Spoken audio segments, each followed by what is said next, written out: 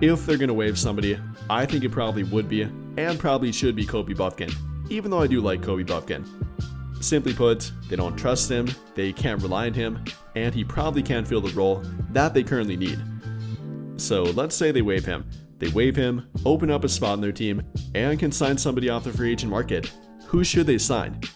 Well, there currently happen to be a few different options that do happen to be playoff eligible, one of which is not Cam Thomas. Just to cross that one off the list, he got waived after March 1st, which is the playoff eligibility deadline. If you're not a free agent by that point, you can't sign with a different team and still be playoff eligible. So no, it shouldn't be Cam Thomas. But if not Cam Thomas, who's left on the open market that could fill a ball handling, playmaking, and or shot creation role for their team at point guard or shooting guard? Well, there happen to be a few options left, many of which are veteran options. I mean, if they don't want to go that route and want to keep it in-house, I guess they could elevate a current two-way contract to a 15-man roster spot. I wouldn't go that route, but they could have either Nick Smith or Chris Manning to pick from, neither of which are very proven, neither of which they gave an opportunity to last night, even when they could have. So I really don't think they go that route, but I guess you could point to it. But if they don't go that route, which again I don't think they would, or probably should, then they have a few veteran options on the open market, one of which happens to be CP3. Yes, he did retire, but he probably didn't want to retire in that way. I guarantee that he did not want to retire in that way, and he made it very clear that he did not want to leave LA this season, did not want to move away from family to simply play for a different team this season. That left him with only one other option, that being the purple and gold. And obviously they didn't have any mutual interest or agreement at that point. The Lakers had a full team, or when they didn't have a full team, they didn't really have a need for another point guard. But now that they do, could CP3 maybe want to come out of retirement? Is he still in shape? Is he still in the mentality of wanting to play in the NBA, making one final playoff run? Who knows?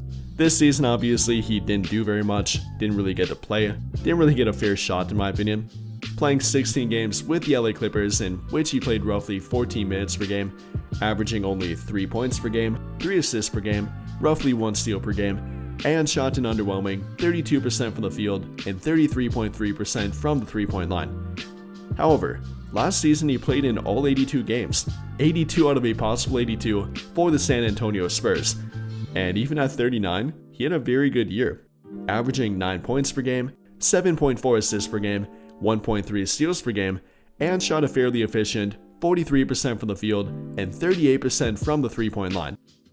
So, if they could get that version of CP3, a very crafty, veteran, high IQ leader like CP3, that can obviously play point guard, is nicknamed the point god after all, that actually wouldn't be a bad option. But that's obviously a big if. Again, is he still in shape? Is he still in the mentality of wanting to play? And would he even want to play to begin with? Who knows? So maybe not the best option, but I guess you could point to it. So, if not CP3, what other currently available free agent could help them out in the point guard and the simply playmaking department? Well, maybe a former Lakers draft pick like Lonzo Ball, for example. Yes, another guy that didn't have a particularly great year, playing in 35 games with Cleveland before being traded, then waived by the Utah Jazz, and averaging only 4.5 points per game, 4 rebounds per game, 4 assists per game, 1.3 steals per game, and shooting a very poor 30% from the field and 27.2% from the three-point line.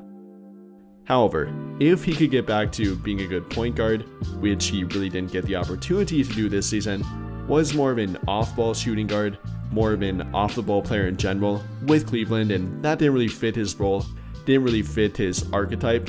So maybe on a team that actually would make him a point guard, would let him handle the ball and get back to what he wants to do, maybe that would help him out.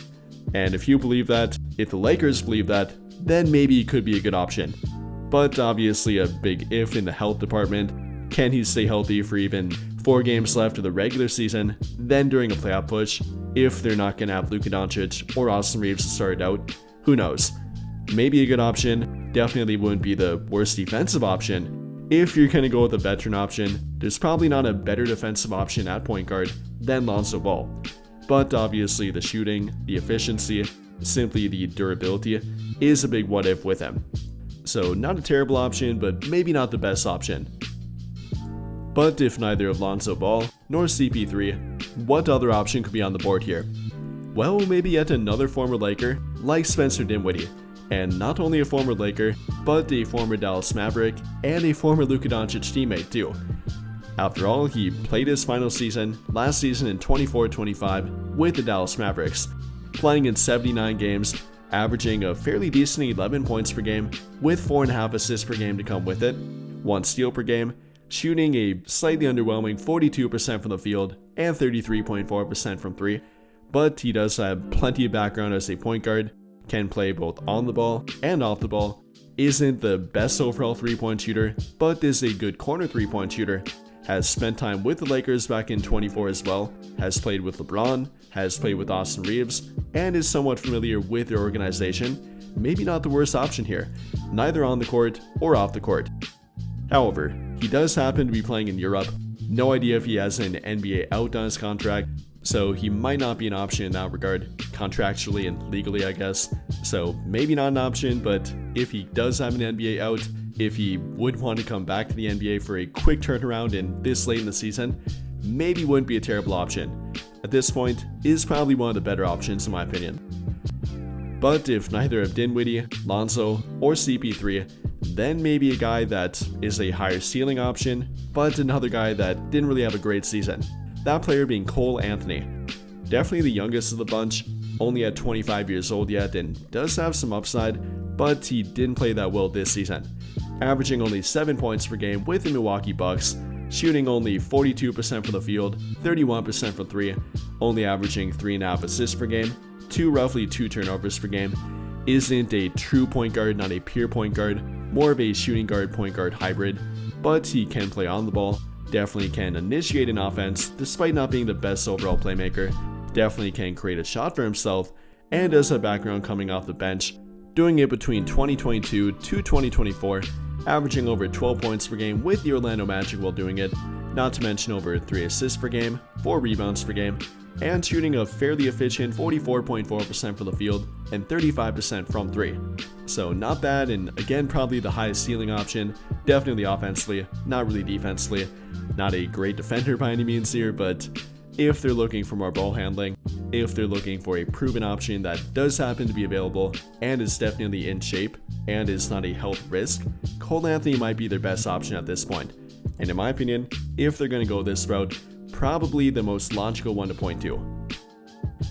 Again, definitely not a guarantee to happen, but if they're going to try to maximize their window without Luka Doncic and Austin Reeves on the court, get LeBron some more playmaking, get LeBron some more ball handling help next to him, then they definitely should think about it in my opinion. Obviously, they don't trust Bronny, they don't trust Kobe Bufkin, let alone guys like Dalton Connect, Nick Smith, or Chris Mannion. They did not even really play last night. If they're not going to go that route, if they think they can rely on guys like Jake LaRavia and Luke Kennard to be their secondary ball handler and secondary playmaker, then maybe they should try to find one more option beside them. And if they're going to go that route, these are their best options in my opinion. And with that in mind here, what do you guys think? Do you think the Lakers should waive a player? If you think they should, who do you think that player should be? And then if they do waive somebody, who should they replace them with? Let me know your thoughts in the comments down below. But I think that'll pretty much do it for this one. And if you enjoyed the video, then I would greatly appreciate it if you dropped a like, subscribe to the channel if you have not already, and hit that notification bell to never miss out when I upload a video. But as always, thank you for watching, and have a great day or night.